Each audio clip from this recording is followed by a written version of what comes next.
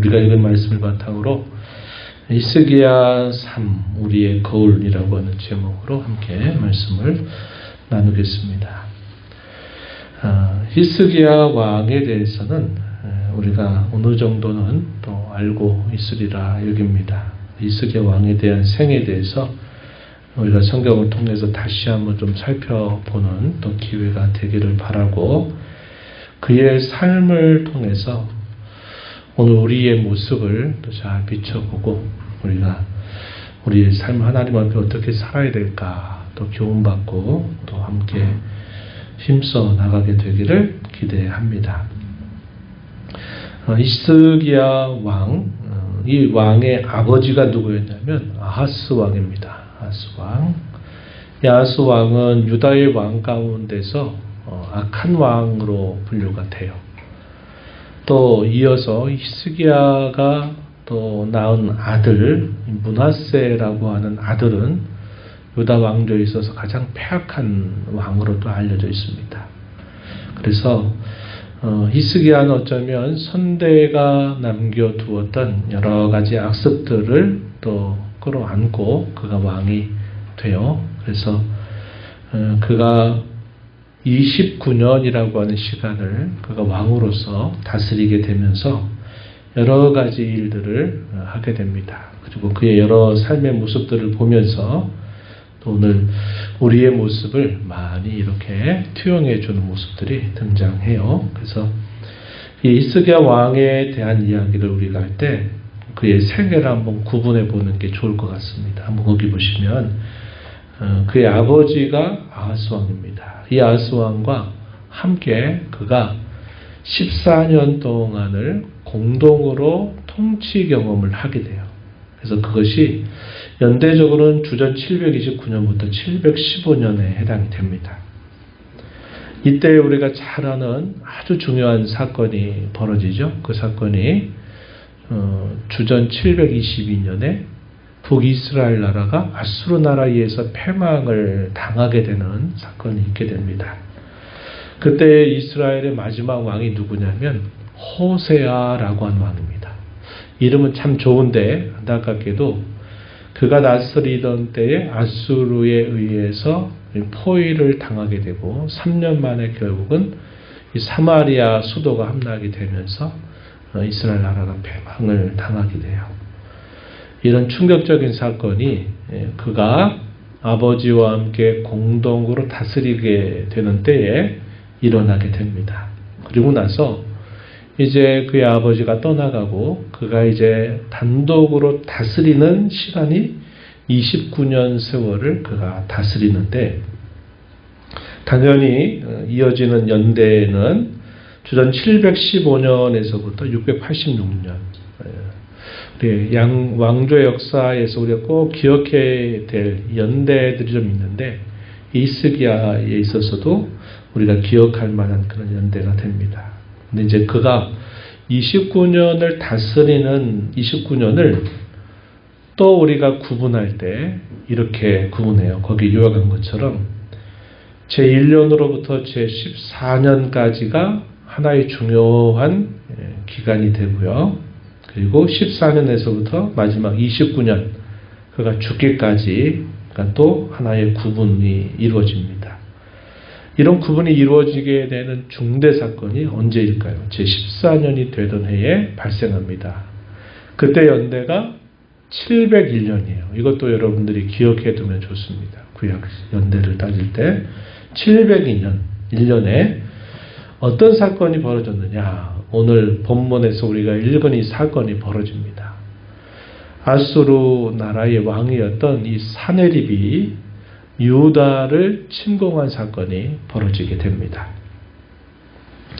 당시 아수르 나라는 계속적으로 세력을 키워가면서 북이스라엘 나라를 침공해서 그 나라를 패망시키고 그 땅을 차지하게 되고, 이어서 남유다 나라마저도 침공을 해서 삼키려고 하는 그런 기세를 몰아붙이고 있는 상황이었습니다. 그때에 군사가 18만 5천이라고 하는 많은 군사들이 있는 반면에 당시에 히스기야가 이들과 맞서 싸울 만한 사람들이 거의 없는 상태였습니다. 무기조차도 없는 그러한 상태에 있을 때 이 아수르 나라가 이 유다 나라까지 침공을 하게 되는 사건이 일어나게 된 겁니다. 이 사건이 일어나게 되면서 이 히스기야의 삶에 중요한 하나의 전환점이 생기는데 그게 뭐냐면 아수르의 군사들이 포위하면서 유다를 침공하게 되니까 이 히스기야가 어떻게 그것을 대처했느냐. 오늘 우리가 읽은 본문의 내용과 같습니다. 이 아수르 앞에 힘으로 저항할 수 없는 상태에 있었기 때문에 히스기야는 아수르 왕이 시키는 대로 다 하겠다라고 하는 태도를 보입니다. 오늘 우리가 읽은 이 말씀으로 가서 보면 14절에 이렇게 히스기야가 아수르 왕에게 전가를 보내요. 그 내용이 어떤 내용인가 보면 내가 범죄하였나이다. 내가 잘못했다라고 말합니다. 나를 떠나 돌아가소서. 왕이 내게 지우시는 것을 내가 다 당할 것입니다. 라고 이렇게 말하는 겁니다. 굴종하는 거죠. 그때 이 아수르의 사내립이 뭘 요구하느냐. 은 300달란트, 금 30달란트를 정해서 유다 히스기야 왕에게 요구를 합니다. 근데 그것마저도 감당하기가 힘들었어요. 그러니까 히스기야가 어떻게 하느냐. 자기 왕궁에 있는 것들을 다 끄집어내고 그것도 모자라니까 성전의 기물들을 또 그것을 다 끌어모읍니다. 거기서 은을 끌어모으고 심지어는 그 성전 안에 있는 기물에 섞여 있는 금들을 다 그것을 가려내서 그 금들을 다 아수르 왕에게 바치는 일이 있게 됩니다. 그러면은 그런 정도로 이렇게 해서 그 말을 들어주면 히스기야 왕은 기대했겠죠. 아수르가 더 이상 우리를 괴롭히지 않으리라 하는 생각을 했을 텐데 이 아수르 왕은 어떤 태도를 보였을까요? 그것으로 그치지 않았습니다. 받을 것 받아내면서 더 이 유다 나라를 계속 압박하고 그리고 이 유다 나라를 삼키려고 하는 그의 야욕을 결국 그치지 않게 된 것입니다. 그런 과정에서 이 이스라엘의 하나님도 모독하고 또 이스라엘 모든 백성들에게 하나님을 섬겨봤자 소용없다. 너희의 왕 히스기야가 너희에게 무슨 말을 하든지 그의 말을 들어봤자 소용없다 하는 말을 하게 되면서 이 히스기야가 큰 위기에 봉착하게 된 것입니다. 그래서 그가 결국 했던 일이 뭐냐 하니까 하나님 앞에 나아가서 그가 옷을 갈아입고 하나님 앞에 나아가서 하나님 앞에 엎드리기 시작하고 또 당시에 유명한 선지자가 이사야 선지자가 활동을 했습니다. 이사야 선지자에게 신하를 보내서 기도해 줄 것을 요청하게 된 겁니다. 야술은 계속적으로 협박과 공갈하면서 이 유다를 압박했어요. 이스라엘가 할 수 있는 일들이 다른 것이 없었습니다. 그래서 그는 또 이 아수르 왕 사네립이 보낸 그 말을 듣고서 또 하나님 앞에 간절하게도 기도하는 그런 모습을 보여줍니다. 그때 하나님께서 이사야를 통해서 하나님이 응답하시는 말씀이 히스기야에게 전해져요. 이사야가 편지로 글을 써서 히스기야 왕에게 보내줍니다. 그 내용은 어떤 내용이었을까요? 하나님께서 우리에게 승리를 가져다 주실 것이다. 걱정하지 말고 두려워하지 말라 하는 그런 말씀을 받게 된 것입니다. 그리고 난 다음에 어떤 일이 일어났을까요? 하룻밤 사이에 기적 같은 일이 벌어졌어요. 어떻게 하느냐? 하나님께서 그의 천사를 통해서 이 아수르의 군사들을 다 섬멸하도록 하나님이 기적을 베풀어 주신 것입니다.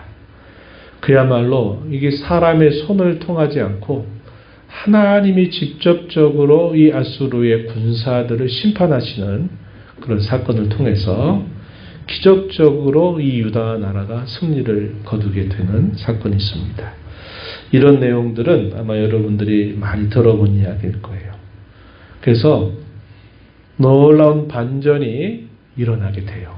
이것이 언제냐면 그가 다스린 지 제14년, 주전 701년에 벌어진 일이었습니다. 그래서 그 해는 그가 아수르 왕에게 굴종하는 일도 있었고 또 아수르의 계속적인 압박을 당하기도 했고 그런 가운데서 그가 하나님 앞에 나아가서 간절하게 기도를 올리고 선지자 이사야를 통해서 받는 그 응답이 주어졌고 그 응답대로 하나님께서 기적을 베푸셔서 이 아수르의 군사들을 심판하시고 유다에게 승리를 안겨다 주셨다 하는 것이죠. 그런데 그 해에 또 어떤 일이 있었냐면요. 그때 그 해에 히스기야가 죽을 병에 또 걸리게 된 겁니다. 죽을 병에 걸리게 돼서 이제 왕의 생명이 다했다라고 하는 말을 듣게 됐을 때 히스기야가 하나님 앞에 나아가서도 간절하게 기도를 올립니다. 하나님, 나를 기억하시고 나를 불쌍히 여기시고 나를 고쳐달라라고 하는 간구를 하나님 앞에 올리는 겁니다. 지난날 하나님 앞에서 행했던 일들을 기억해달라고 또 하나님 앞에 기도를 올려요. 하나님이 그 기도를 들어주십니다. 그래서 그에게 응답해 주시는데 뭐라고 말씀하시냐면 너의 생명을 15년 동안 더 연장해 주겠다라고 하나님이 또 응답을 해 주시게 돼요. 그래서 이 14년은 이 히스기야에게 정말 많은 일들을 경험하게 되는 그런 해가 되었다 하는 겁니다. 그때로부터 15년을 더하면 몇 년이 되죠? 29년이 되죠. 그래서 29년이 될 때 그가 마침내 죽어요. 그래서 그가 단독으로 통치한 29년 만에 그의 죽음이 결국 임하게 되고 그의 아들이었던 므낫세가 이제 왕이 돼서 유다 나라를 다스리게 된다 하는 겁니다. 그래서 히스기야의 여러 모습들을 보게 되면 그의 29년이라고 하는 통치 가운데서 처음 14년 동안에는 하나님을 잘 찾고 의지하고 바라는 삶을 살았습니다. 종교개혁을 단행했고 참 큰 일들을 그 하나님 앞에서 감당하면서 하나님 앞에 올곧이 그 나라를 세우려고 애를 썼던 그런 시간들이 있었어요. 그런데 우리가 살펴본 것처럼 제14년이 되었을 때 여러 가지 많은 일들이 그에게 닥치게 되면서 여러 가지 많은 변화가 있게 되는 시기가 바로 이 14년이 되는 해였다 하는 겁니다. 그 이후로부터 15년 세월을 연장받게 된 것인데 그가 이렇게 발병이 돼서 나음을 입게 되는 이 과정 속에 또 어떤 일이 있게 되냐면 15년 연장에 대한 응답을 받고 그때 때마침 바벨론에서 보낸 이 사절단들이 유다를 방문하게 됩니다. 그래서 이 히스기야 왕의 병에 대해서 친히 문안하게 되는 그런 사건이 있게 돼요. 그때 히스기야가 어떤 일을 그가 하게 되냐면 당시 아수르에 대해서는 반아수르의 정책을 펼치게 되고 반면에 그 당시에 이제 세력을 키워가고 있는 바벨론 나라가 자기에게 사절단을 보낸 것을 기뻐하면서 친바벨론적인 생각을 갖게 된 겁니다. 그래서 이 바벨론 사절단들에게 자기가 있는 모든 보물 창고들을 안 보이는 곳이 없을 만큼 그 사절단들에게 우호적인 태도를 가지고 그걸 다 보여주게 됩니다. 근데 이것이 하나님 보실 때에 악한 일이었어요. 그래가지고 하나님께서 비록 이 히스기야 때에 유다를 심판하진 않지만 그러나 이 일로 인해서 하나님의 심판이 또 선언되게 되는 그런 말씀을 듣게 됩니다. 그리고 나서 그가 29년을 통치하고 죽음을 당하게 되고 그 이후에 등장한 그의 아들이 아버지가 했던 모든 일들을 다 엎어버리죠. 므낫세가 등장해서 유다 나라를 그야말로 망조가 드는 나라로 완전히 우상 숭배의 나라로 바꿔버리는 사건이 있게 되면서 유다 나라가 이제 급격하게 쇠퇴해가는 과정들을 밟게 되는 것이 나타납니다. 히스기야의 삶을 보면 이제 제가 왜 그의 삶이 오늘 우리에게 거울이 되느냐 그런 이야기를 나누고자 하냐면 계속 이렇게 흔들렸다는 겁니다.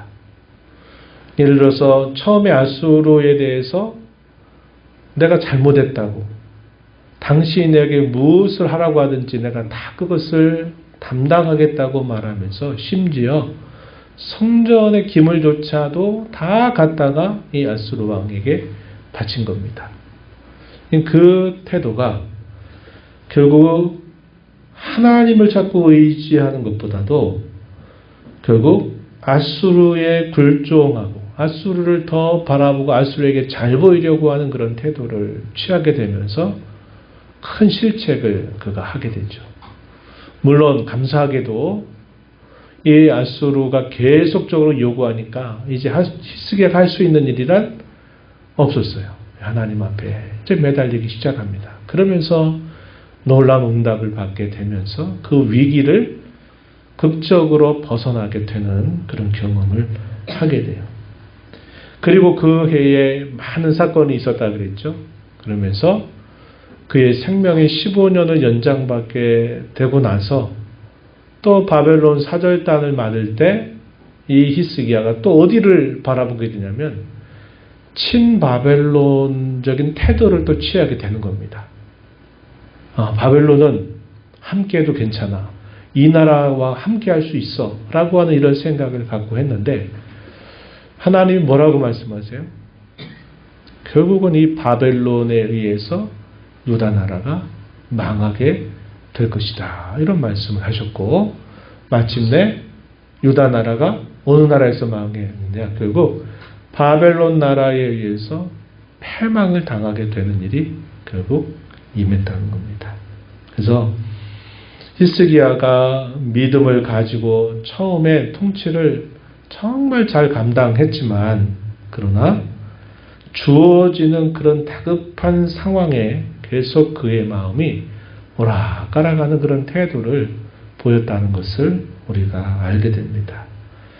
하나님보다 아수르에게 잘 보이려고 했다가 큰 또 실책을 범하게 되고 또 하나님보다 바벨론 나라의 우호적인 태도를 취하다가 결국 바벨론 나라에 의해서 패망을 당하게 되는 이런 계기가 또 마련되는 것을 우리가 보면서 분명히 믿음의 사람이지만 주어지는 상황에 따라서 오락가락하는 이런 태도를 보였던 것이 히스기야 생애 가운데서 참 안타까운 모습임을 우리가 알게 됩니다.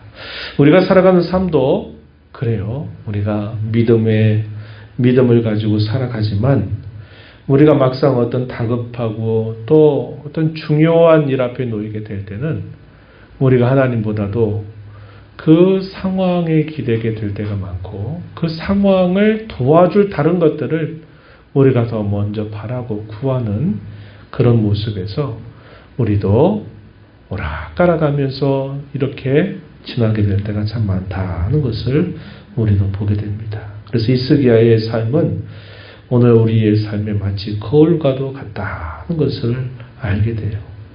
하나님을 의지할 것이냐 아니면 다른 것을 더 먼저 의지할 것이냐 하는 그 사이에서 우왕좌왕하는 그의 모습은 마치 오늘 저와 여러분이 살아가는 삶 속에서 믿음을 갖고 살면서도 늘 오락가락하는 우리의 모습을 그대로 비춰주는 거울과 같다는 사실입니다. 결과는 너무나 분명했어요. 하나님을 의지할 때 그가 얻었던 결말, 또 하나님보다 다른 것을 의지할 때 결국 얻게 된 결말은 분명했습니다. 하나님을 찾고 의지했을 때 하나님이 기적적인 방식으로 그 나라를 위기 가운데서 건져주시고 승리를 얻게 하시죠. 이런 일들을 그가 경험을 함에도 불구하고 또 이렇게 상황에 따라서 계속 흔들리고 오락가락하는 그런 모습을 보였던 것을 우리가 안타깝게 생각하는 겁니다.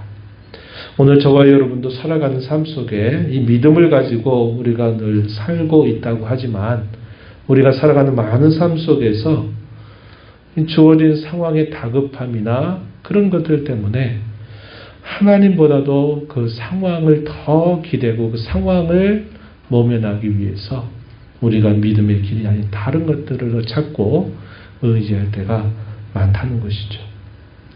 우리가 이것을 우리가 반면교사로 삼아서 하나님을 의지할 때 하나님이 우리에게 주시는 그 은혜, 하나님을 의지하지 않을 때 우리가 받게 되는 여러 결과들을 우리가 잘 아는 자로서 우리가 주어진 상황에 처할 때마다 하나님을 더 바라고 의지하며 하나님의 뜻을 구하면서 살기를 결단하고 힘써가는 저와 여러분의 삶이 되어야 하겠습니다.